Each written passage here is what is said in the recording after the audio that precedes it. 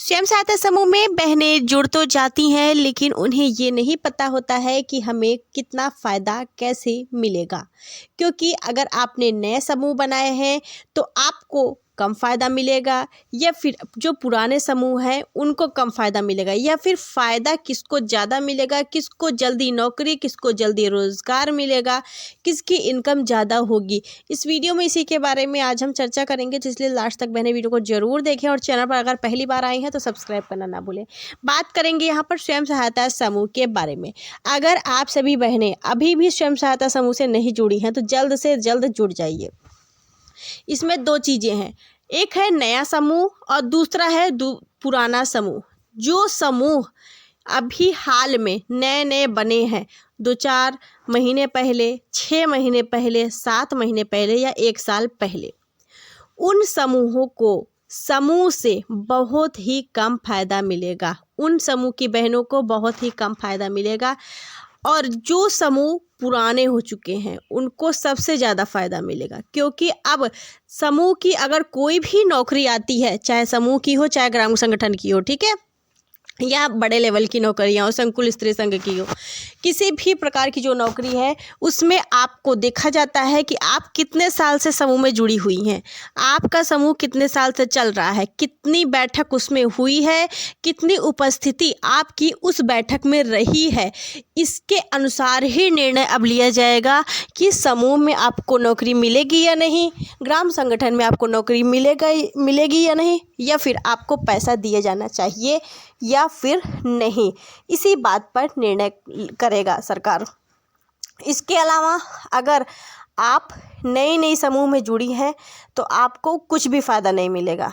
कुछ भी का मतलब क्या है, आप चाहें, अगर आप सोचेंगी कि हाँ चलो नई भर्ती आई है उसमें हम आवेदन कर देते हैं, आवेदन करने को तो आप कर देंगी, लेकिन वरीयता आपको पहले नहीं दी जाएगी। जो समूह से पहले से बहनें जुड़ी हैं उनको पहले वरीयता दी जाएगी। मान लीजिए आप 6-7 महीने पहले समूह में जुड़ी हैं तो आपको लिस्ट से, आप अगर फॉर्म भरी हैं किसी भी नौकरी में तो आपका नाम लिस्ट से काट दिया जाएगा। क्यों? क्योंकि आप अभी नई समूह में जुड़ी हैं, आपकी बैठक ज़्यादा हुई नहीं, आपको एक्सपीरियंस है नहीं, इसी वजह से आपको हटा दिया जाएगा। दूसरी चीज़, जो समूह से पहले से जुड़ी हैं, 2 साल 3 साल जिनको हो चुका है, या फिर ग्राम संगठन की जो भी नौकरियां आएंगी उसमें आपको 2 साल का एक्सपीरियंस मांगा जाएगा।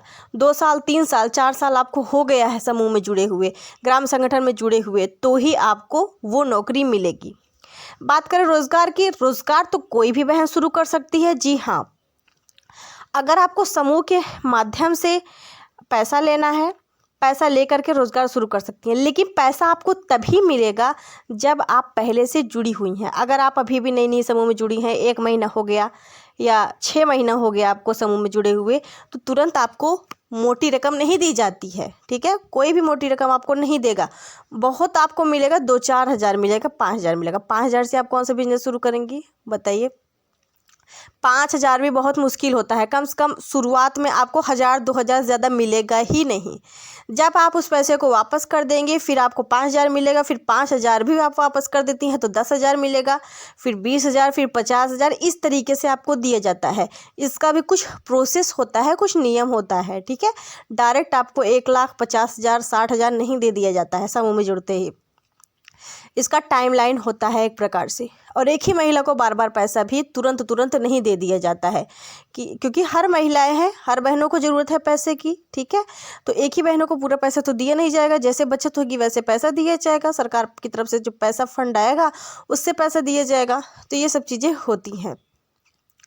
तो पैसा यानी कि आप रोज़गार भी नहीं शुरू कर पाएंगी तुरंत। कम से कम आपको समूह में जुड़ा हुआ 1 साल हो गया हो तभी आपको ज़्यादा फ़ायदा मिलेगा। कम से कम 1 साल, 1 साल हो जाएगा तभी आप ज़्यादा बेनिफिट ले पाएंगी। चाहे वो समूह की नौकरी हो, चाहे ग्राम संगठन की नौकरी हो, चाहे संकुल स्त्री संघ की नौकरी हो, और चाहे आप रोज़गार ही क्यों ना करना चाहें, क्योंकि रोज़गार के लिए पैसे की आवश्यकता है। पैसा आपको तुरंत ज़्यादा मिलेगा नहीं, मोटी रकम आपको ज़्यादा मिलेगी ही नहीं, ठीक है। बाकी हम ग्राम संगठन से जुड़ी जो भी नई नई नौकरियां आई हैं उसमें बहुत ज़्यादा भ्रष्टाचार चल रहा है। कैसे, वो हम आपको अगली वीडियो में शेयर करेंगे। बहुत ही जल्द वो वीडियो आएगी विथ प्रूफ के साथ। आप सभी के साथ जानकारियां शेयर करेंगे कि किस तरीके से महिलाओं को बेवकूफ़ बनाया जाता है।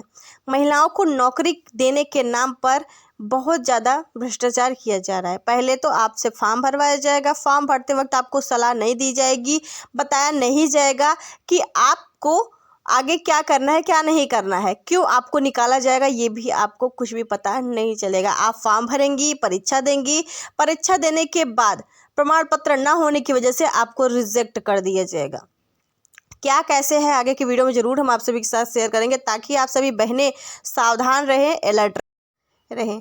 हमेशा आप कोई भी समूह में अगर नौकरी करने जा रही हैं, कोई भी सरकार की वैकेंसी आ रही है, भर्ती आ रही है समूह में या ग्राम संगठन में आ रही है या संकुल स्त्री संघ में यानी कि सेल्फ में आ रही है, तो आपको सबसे पहले उसके बारे में जानना चाहिए। आप ब्लॉक में पता करिए, जिले पे पता करिए, एनआरएलएम में पता करिए, डिस्ट्रिक्ट एनआरएलएम में पता करिए, हर जगह उसके बारे में पता करिए कि हाँ, इस भर्ती में आवेदन करने के बाद हमें क्या समस्याएं आएंगी और क्या नहीं आएंगी।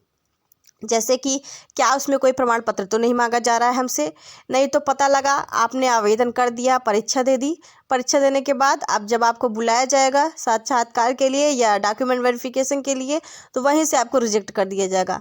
मतलब वो महिला जो पढ़ाई लिखाई करके, परीक्षा दे करके पास हुई, अपना डॉक्यूमेंट्स वगैरह प्रमाण पत्र कितने सारे उसने बनवाए, 1000-2000 रुपये खर्च किया, अपना आने जाने का किराया होगा, प्रमाण पत्र में पैसे खर्च हुए बहुत सारे।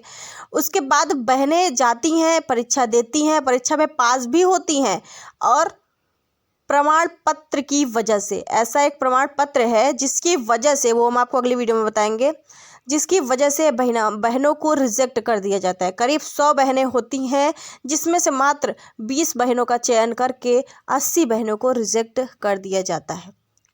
अब आप ही बताइए, उन महिलाओं ने, उन बहनों की क्या गलती थी।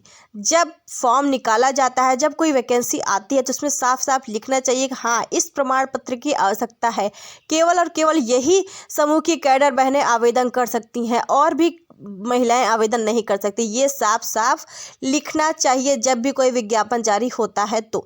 लेकिन ऐसा नहीं किया जाता है। डिस्ट्रिक्ट एनआरएलएम के द्वारा ऐसा हो रहा है और सबसे ज़्यादा भ्रष्टाचार हो रहा है।